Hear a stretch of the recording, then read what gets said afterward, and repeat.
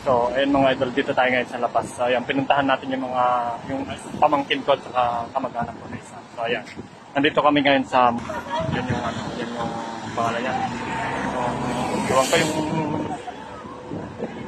isa yun yung umiikot-ikot daw na ano ata yan.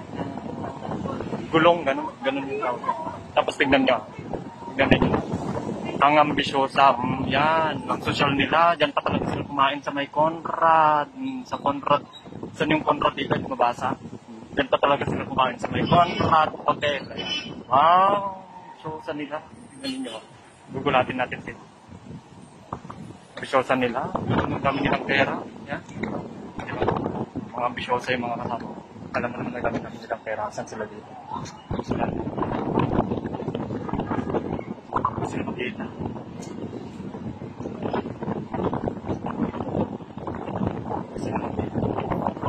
Ayan sila. Wala silang kamalay-malay. Ayan sila.